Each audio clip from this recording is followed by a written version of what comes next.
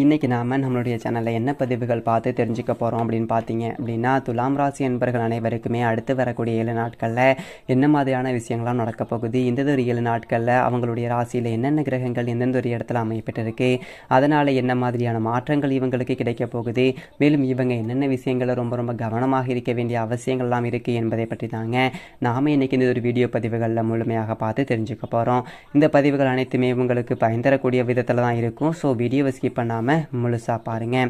அது மட்டும் இல்லாமல் உங்களுக்கு பெரும்பாலும் ரொம்ப ரொம்ப பிடிக்கும் அப்படின்னா இந்த வீடியோக்கு ஒரு லைக் பண்ணிவிட்டு உங்களுடைய ஆள் மனசில் ஒரு விஷயத்தை வேண்டுதலாக நினைத்து கொண்டு நம்மளுடைய கமெண்ட் பாக்ஸில் திருப்பதி ஏழுமலையானுக்கு போற்றி அப்படின்னு சொல்லிட்டு மறக்காமல் 3 முறை பதிவு பண்ணிடுங்க. நீங்கள் இந்த ஒரு தருணத்தில் அந்த ஏழுமலையானை நினைத்து இப்படி ஒரு விஷயம் செய்யும்போது நிச்சயமாக நீங்கள் உங்கள் மனதில் நினைத்த அந்த ஒரு விஷயத்தை கண்டிப்பாக நிறுத்தி வைப்பார். ஸோ நம்பிக்கையோட இந்த விஷயத்தை செஞ்சு பாருங்கள். அதற்கு முன்னாடி நீங்கள் இப்போ தான் நம்மளுடைய சேனலில் ஃபஸ்ட் டைம் பார்க்குற மாதிரி இருந்துச்சு அப்படின்னா மறக்காமல் சப்ஸ்கிரைப் பண்ணிவிட்டு கீழே இருக்கிற பெல் ஐக்கானையும் மறக்காமல் கிளிக் பண்ணிடுங்க. ஸோ இப்போ வாங்க நாம் வீடியோக்குள்ளே போகலாம். திருக்கணித பஞ்சாங்கத்தின்படி நவகிரகங்களுடைய சஞ்சாரத்தை பார்ப்பதால் சூரியன் மீன ராசியில் இருக்கிறாருங்க, செவ்வாய் கும்பராசியில் அமர்ந்திருக்கிறாரு, புதன் மேச ராசியில் இருக்கிறாருங்க, மேஷத்தில் குரு வந்துட்டு சஞ்சரிக்கிறாரு, மேலும் சுக்கிரன் கும்பராசியில் பயணம் செய்கிறாருங்க. அதே போல் மார்ச் 30ஆம் தேதி அன்னைக்கு மீன ராசிக்கு சென்றிருக்கிறாரு.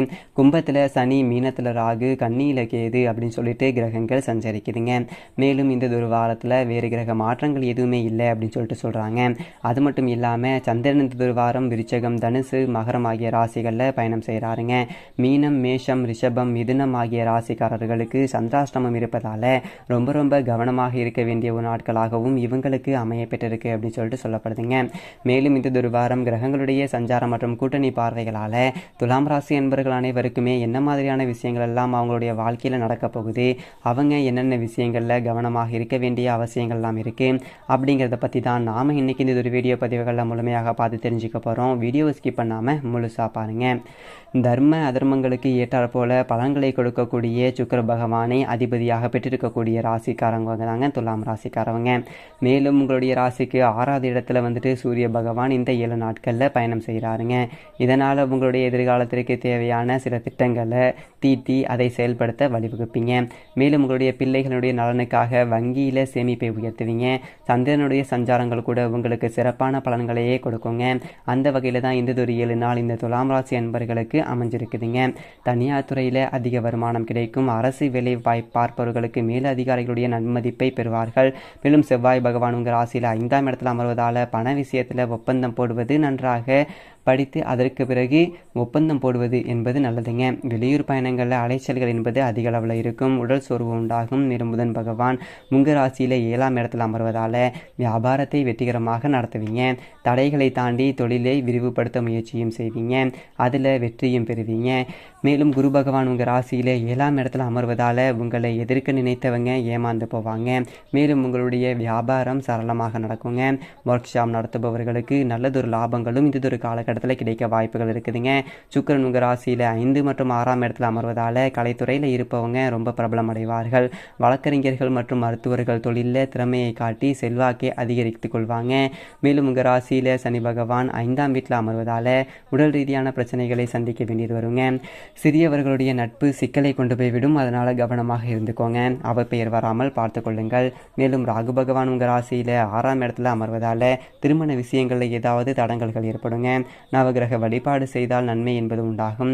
மேலும் கேது பகவான் உங்கள் ராசியில் 12ஆம் வீட்டில் அமர்வதால் அவசரப்பட்டு யாருக்குமே வாக்குறுதி கொடுக்காதீங்க.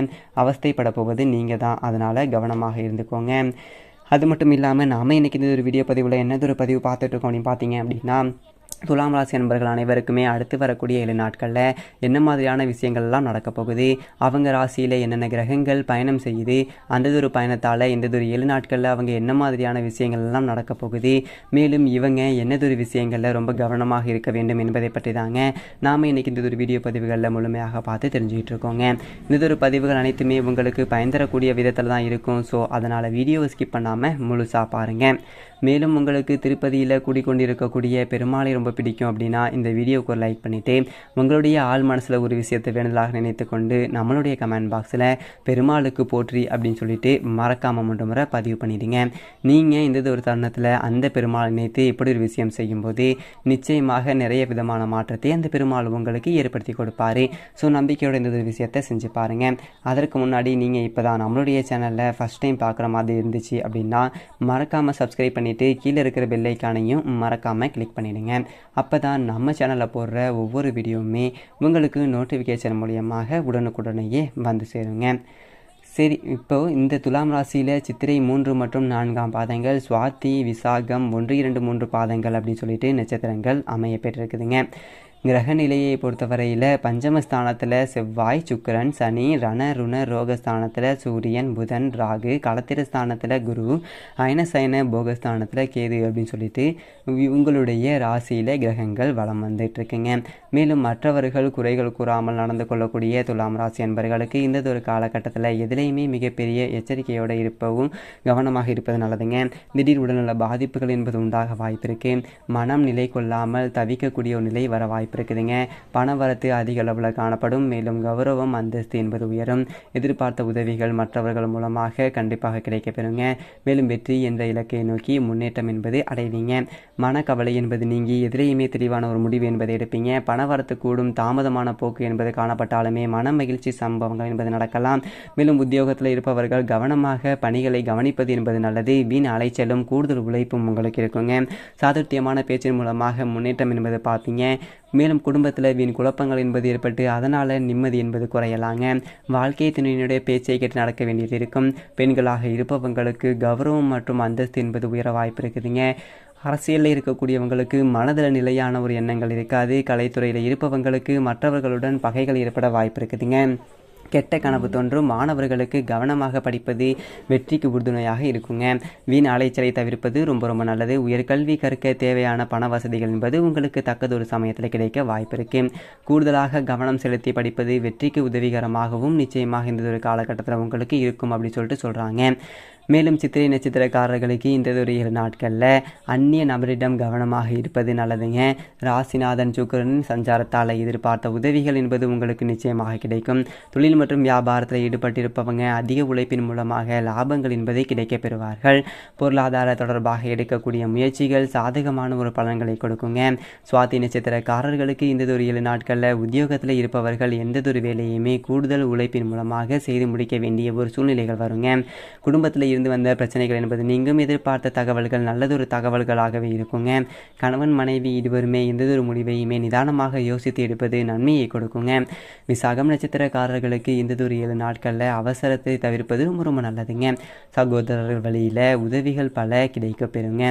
எதிர்ப்புகள் என்பது நீங்கும். நெருக்கடியான நேரத்தில் எதிர்பார்த்த உதவிகள் என்பது கிடைக்கப்பெறும். முயற்சிகளில் சாதகமான பலன்கள் நிச்சயமாக உங்களுக்கு கிடைக்குங்க.